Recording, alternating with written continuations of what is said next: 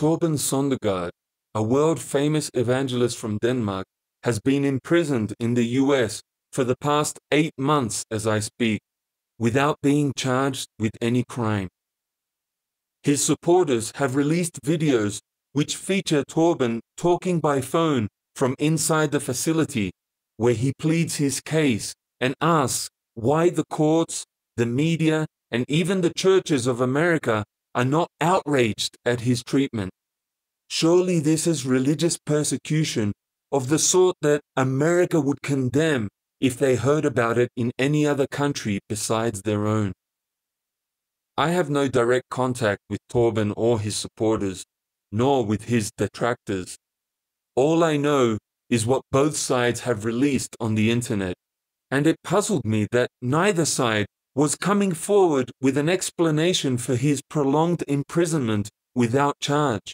It seems that certain anonymous individuals have made some incredible claims about Torben being involved in people trafficking and in smuggling guns to and from Mexico.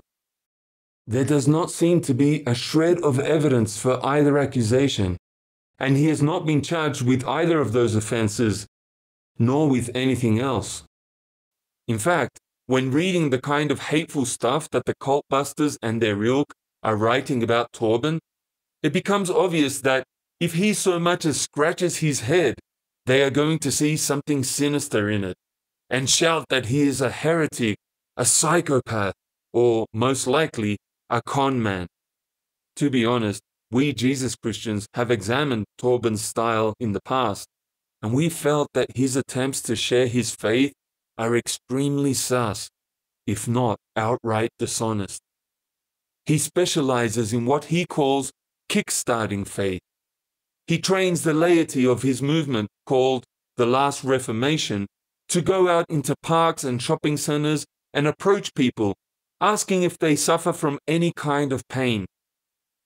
The first amazing discovery for his students would be just how many people will report that they do have some sort of pain. Then, Torben's followers get the pain sufferer to rate the pain from 1 to 10 before they offer to pray that the pain will go away. Sure enough, often after several attempts, the people suffering from pain announce that it has dropped dramatically, sometimes disappearing altogether. Torben cautions these amateurs not to mess with people who have real sicknesses, but just to center on what he calls kickstarting faith, which is little more than a demonstration to his somewhat naive students of how easy it is to get other people to do or say what you want them to do or say, even if some of them are just doing it to get you to leave them alone, or possibly to make you feel better about what you have just done. Torben himself does similar things with regard to supposedly casting out demons. In Australia, he claimed to have cast a demon out of a 9-year-old girl suffering from autism simply because she said something along the lines of, "I feel good," after he prayed for her. When it was shown that the girl was still autistic, Torben's defense was that he had not said that he would heal her as such, just that he would cast a demon out of her. Hardly the sort of thing you would expect Jesus or his apostles to have done or said in the Bible. But none of this explains why he has been held in custody in Florida for 8 months without being charged with any crime, nor why no one seems outraged in either the churches or the media because of it. So here is the explanation as I understand it at the moment. Torben's tormentors in Denmark actually succeeded in getting legislation through there, which, by the way, included specific mention of him, making it illegal to involve children or mentally ill people in his often quite traumatic exorcisms. I believe the legislation put other restrictions on people who pass themselves off as faith healers as well. Apparently, the move to pass this legislation was based largely on testimonies from disgruntled believers who refused medical treatments after being told that they were healed, only to have their conditions worsen. The situation certainly is an awkward one for the authorities. They don't want to stop someone from actually doing miracles and healing people, but neither do they want religious conmen to be making matters worse by pretending to heal and cast out devils when they are doing little more than playing psychological tricks. Well, obviously, from Torben's perspective, and that of many of his followers who believe he really can do miracles, he was being persecuted. Now, he could have moved from Denmark to some other country in Europe where such rules did not exist, but he felt more attracted to the US, where there not only is immense tolerance for religious oddities, but where the money to be made from religion is higher than anywhere else in the world. So his family packed up and moved to the US, presumably on tourist visas, and claimed asylum soon after they arrived, on the grounds that Torben was being persecuted in Denmark. They were free to stay on in the US while their application was being processed. And here is where the picture starts to become clearer. Visitors to other countries do not automatically receive all the rights of local citizens. Tourists sometimes experience this at customs, where individual employees can make some very arbitrary decisions against which you have little chance of appealing. You are at their mercy, and they can kick you out of the country at the drop of a hat. If you don't like the way you are treated, you have the option of leaving and returning to your home country, but little more. And your home country will usually fight to defend your right to leave. But if you are seeking asylum, the bottom line is that you do not want to leave the country, and the country you are in will often test the seriousness of your fear about what would happen back home by making things unpleasant where you have come for shelter. Torben and his family enjoyed 2 years of pretty much free reign in the US, while the authorities pondered how to treat his application. During that time, it seems that he conducted tent crusades across the country, where he preached and practiced the sort of things that he had been famous for doing in Denmark. There were, of course, some very angry ex-members who had joined with some despicable people whom we Jesus Christians have encountered in the past, and whose morals are much lower than anything that we have seen in religious scammers. Such people apparently sent anonymous tips to the US authorities. First, that Torben was a gun smuggler, and later that he was a people trafficker. As ridiculous as the accusations seemed, the authorities were obliged to check them out, and so Torben was asked to appear at a meeting with immigration authorities in Florida. Thinking that this had to do with him being granted asylum, Torben hurried from where his family was in California to the meeting, only to find that he was being detained until his application for asylum had been fully processed. Now, it is quite possible that his tent crusades, while waiting for the paperwork to be processed, had offended the authorities as well.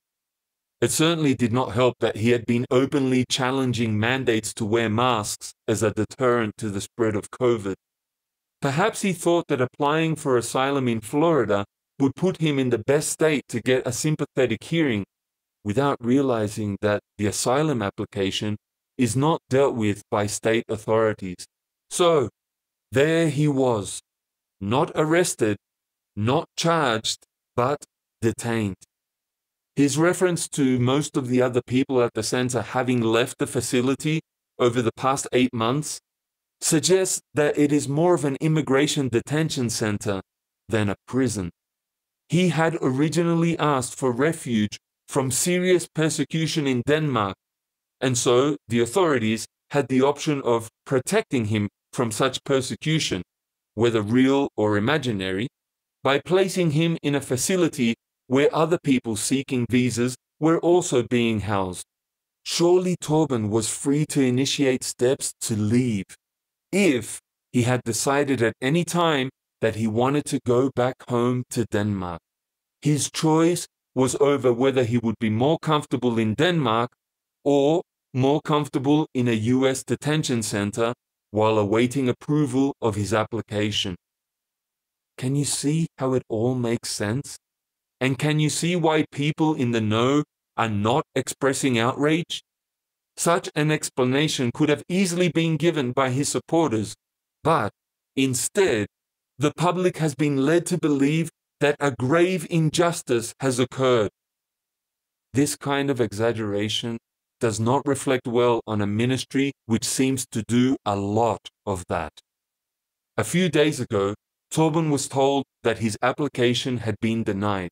However, he is still being allowed to stay in detention at the expense of US taxpayers rather than being deported while he appeals that decision. The judge, while noting his religious beliefs and his concerns about not being free to practice them in Denmark, allegedly was concerned about the wider implications if people could gain permanent residence in the US on the basis of such claims. Could a Muslim family, for instance, seek asylum in America because they live in a country where they are not allowed to circumcise their daughters if they maintained that such circumcision was consistent with their religious beliefs?